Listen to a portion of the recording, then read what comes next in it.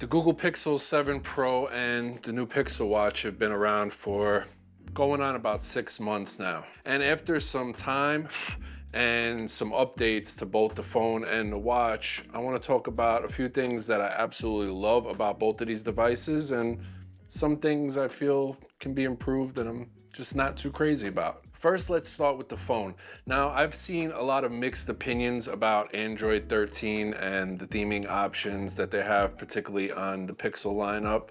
And for me personally, I think it looks great. I love it. I think that the system-wide theming on this phone looks really smooth and minimal and just modern. And I think it might be the best looking smartphone layout in the game right now. Next is transcription. Now there is nobody, and I mean nobody, better at transcribing audio into words than Google is. They are just top tier. Nobody even comes close. Talk to type is really good and accurate, and it rarely misunderstands a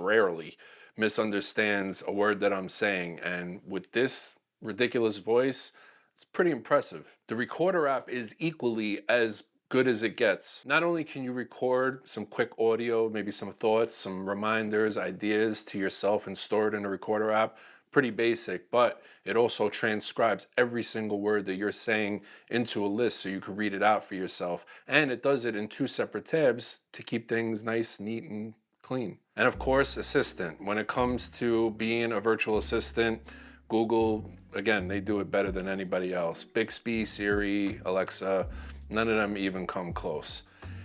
Okay, how old was Hulk Hogan when he filmed Rocky 3? According to Daily Mail, apparently, the then 28-year-old Hulk didn't know his own strength and ended up putting 3 stuntmen in the hospital while shooting the 1982 classic. Oh, putting 3 stuntmen in the hospital. How old was Hulk Hogan when he filmed Rocky 3? Here's what I found. Here's what I found. This is what I found. Now go look it up for yourself. Thanks a lot, Siri. Appreciate it. Just like it would be amazing for Apple to release iMessage onto Android platforms and just let everybody join in on the greatest messaging app that's ever been created, I think it would be even more of a celebration if we could have Google Assistant just completely replace Siri system-wide inside of our Apple devices. That would just be a huge win. Now, as stupid as this sounds, next is the fluidity of navigating around on the Pixel 7 and 7 Pro. I have the 7 Pro, but when I say 7 Pro, I mean the 7 also. The fluidity is amazing. Just swiping through pages side to side, tapping on an app and opening it up and watching the animation, scrolling on your web browser. Just every single move that you make on this phone feels super smooth, and it feels like Google put a lot into the animations and the fluidity of this phone the whole way through from top to bottom. Now let's talk about screening calls. I don't know about you guys, but for me, I get spam calls all day long. I've even went as far as changing the number. I have 3 phone lines, and I've even went as far as calling up my provider and asking them to give me a brand spanking new phone number because of the amount of spam calls that I get on my phones every day, all day long. And they did. And like an hour later, the calls started again. Just no help whatsoever. And sometimes they even try to trick you by calling you from a number that shows up on your caller ID that's similar to your number. So you're like, oh, this must be somebody I know. It's the exact same number, only the last 2 digits are changed around. So it's gotta be my next door neighbor or something. So half the time I'm answering the phone call with like a fake accent. I'm like, hello, this is Bichi Bibi. May I help you? Oh, Anthony?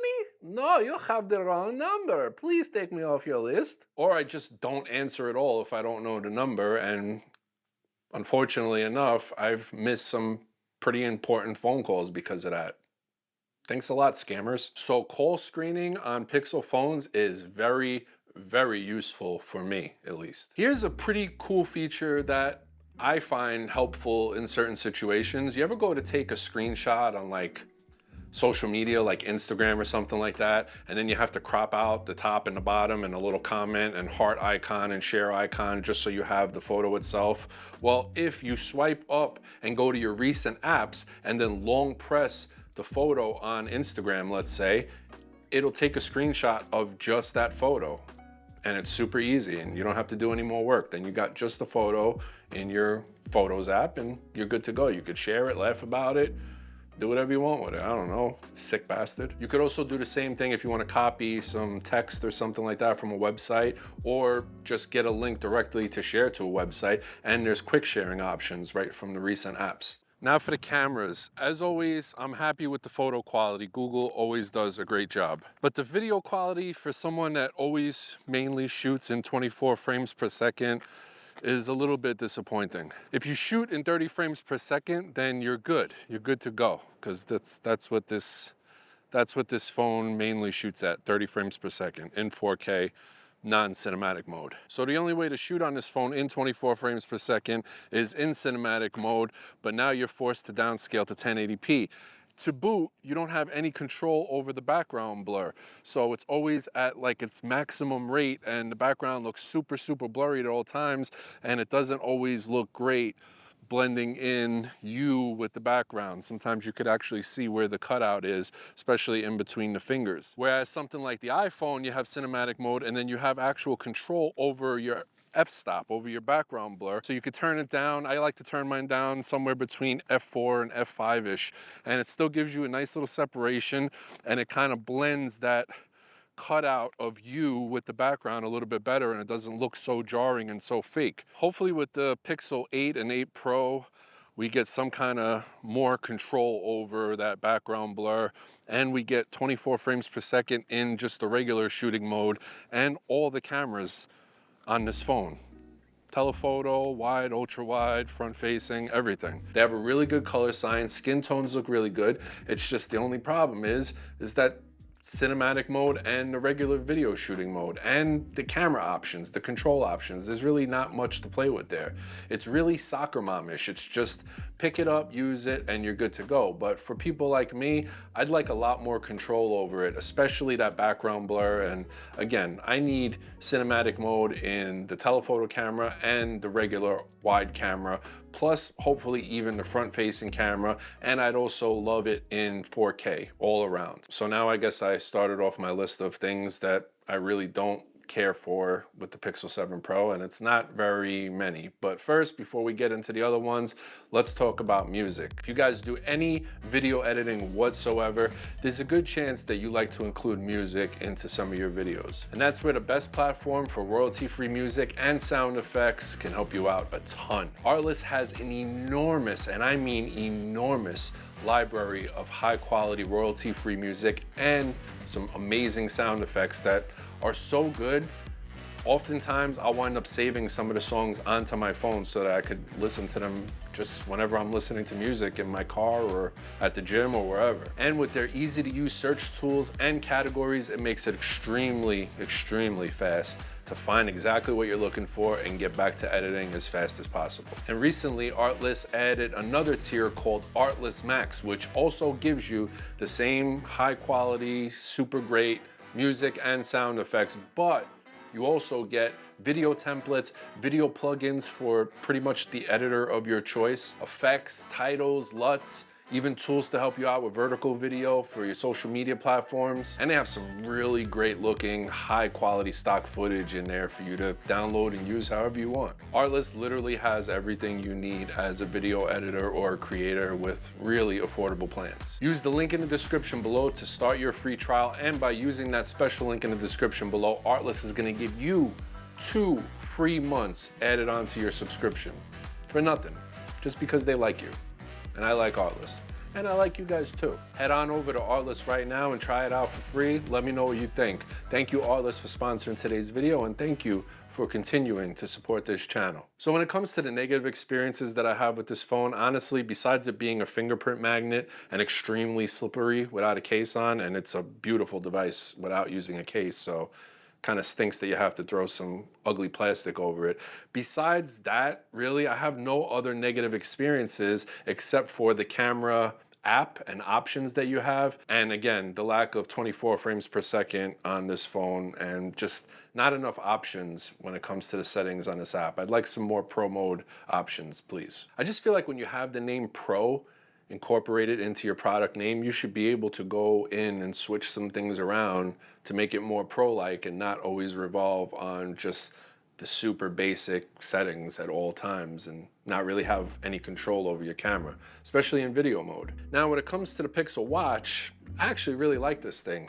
You know, I'm on YouTube all the time. I'm always watching videos. You never really see too many people, besides when the launch first came out, talking about the Pixel Watch. And I don't really get it. It's not like the best smartwatch that's ever been created. It doesn't really compete on a level with something like the Apple Watch Ultra, but it's a cool watch. I think it's a good start, and I really hope that Google doesn't slack on this. I hope that they continue to make leaps and jumps year after year on making this thing better and better, because, you know, just having something like Google Assistant right on your wrist, fully integrated into your watch and your matching Pixel phone at all times, I mean, it's that good that it makes the experience that much better. If this watch didn't have Google Assistant on it for some reason, I'd probably be like, yeah, it's a dud, don't use it. But the fact that Google Assistant is so capable and you could do so much with it just by speaking to it, it really makes a huge difference on how good owning this watch really is. One thing that I definitely do not care for with the Pixel Watch, this is not a deal breaker at all, but it is kind of annoying. Google, next year you got to make the magnet on the charger that connects to the back of the phone is not strong, like at all. It's like super, like you could just slide it around no problem. You barely even feel a pull there. So you have to literally set this wire down, the charging wire, and then lay the phone on there perfectly and then step away like this, because if you step too hard and the floor vibrates, it's going to knock the watch off. I hope that they keep making it better and better, so much that it gets to the point where us reviewers, when they review the Pixel Watch, we say, hey, if you're gonna go get a smartwatch on an Android platform, then the Pixel Watch is the way to go. So 6 months later, Pixel 7 Pro, Pixel Watch, majority of my opinions on both of these devices are really good, and I enjoy both of them, and I still do 6 months later. So yeah, if you're considering either one of these or both of them, I got no problem with you going out and picking one up. Thumbs up, subscribe, hit that bell notification, comment down below, link in the description for everything. Thank you guys for watching. Thank you all for sponsoring today's video, and I will see you guys next time. Yeah.